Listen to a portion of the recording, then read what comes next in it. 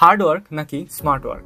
আপনাদের কি মনে হয় কোনটি জিতবে? চলুন আমরা একটি গল্পের মাধ্যমে এটির উত্তর খোঁজার চেষ্টা করি। দুই বন্ধুকে একটি কাজ দেওয়া হলো।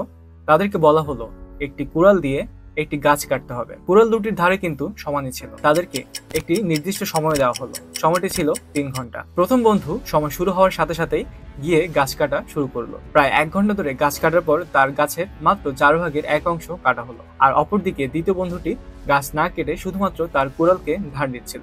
সময় রয়েছে আর 2 ঘন্টা। আর দ্বিতীয় ঘন্টা পরেও প্রথম বন্ধুটি কিন্তু তার গাছ কাটা থামায়নি, কেটেই যাচ্ছে। আর অপরদিকে দ্বিতীয় বন্ধুটি তখনও গাছ না কেটে শুধুমাত্র তার কুড়ালকে ধার দিয়ে যাচ্ছে। 2.5 ঘন্টা শেষ হলো। তারপর দ্বিতীয় বন্ধুটি উঠে আসলো, তার ধার করা কুড়াল দিয়ে মাত্র 10 মিনিটেই পুরো গাছ কেটে ফেললো। আর অপরদিকে যে প্রথম বন্ধু ছিল সে শুধুমাত্র গাছের অর্ধেক অংশই কাটতে পারলো। তাহলে মোরাল অফ দ্য স্টোরি কি? মোরাল অফ দ্য স্টোরি হচ্ছে আপনাকে কিন্তু এখানে স্মার্ট ওয়ার্ক করতে হবে। আমরা চাইলে যে কোনো কাজ যে কোনো ভাবে শুরু করে দিতে পারি, কিন্তু আমরা যদি কাজটি পুরোপুরি একটি পরিকল্পনা নিয়ে করি, রিসার্চ করে করি, কাজটি আমরা শিখে করি, সেই ক্ষেত্রে আমাদের কাজটি অনেক সহজ হয়ে যাবে। কিন্তু প্রশ্ন আসতে পারে আপনাদের, আমরা কাজটি কোথায় শিখবো? বর্তমান সময়ে এই প্রশ্নটি করাই হচ্ছে ভুল। আমাদের চারপাশে রয়েছে জানার অনেক সুযোগ। আপনি আপনার হাতের মোবাইলে একটি সার্চ দিলে কিন্তু চলে আসছে এর উত্তর। আপনি গুগলে সার্চ করুন অথবা ইউটিউবে সার্চ করুন, সাথে সাথে আপনি হাজার হাজার লাখ লাখ টিচার পেয়ে যাচ্ছেন যারা অলরেডি কাজটি 1000 বার করেছে।